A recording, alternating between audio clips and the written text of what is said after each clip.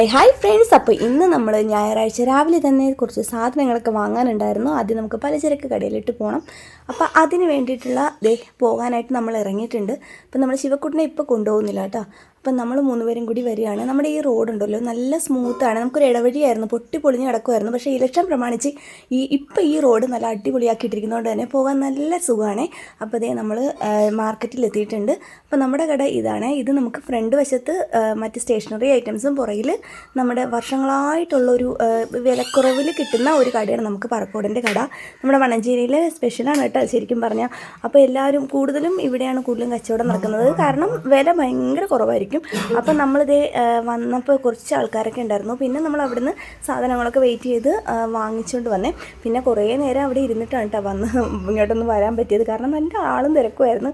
പിന്നെ ഒരു വിധത്തിൽ സാധനവും മേടിച്ച് നമ്മളിതേ തിരിച്ച് വീട്ടിൽ അതുകൊണ്ട് കൊടുത്തിട്ട് നേരെ അടുത്ത പച്ചക്കറി കടയിലേക്ക് പോകണേ. അപ്പോഴത്തേക്ക് ശിവക്കുട്ടനും നമ്മുടെ കൂടെ ചാടി കയറിയിട്ടുണ്ടായിരുന്നു. അപ്പോൾ ആ ഒരു ഉച്ച സമയം ആകാറായിട്ടുണ്ടായിരുന്നേ. അപ്പോൾ അവിടെ നമ്മൾ പച്ചക്കറി കടയിൽ പോയി. അത് നമ്മൾ കലവൂരാണ് പോയത്.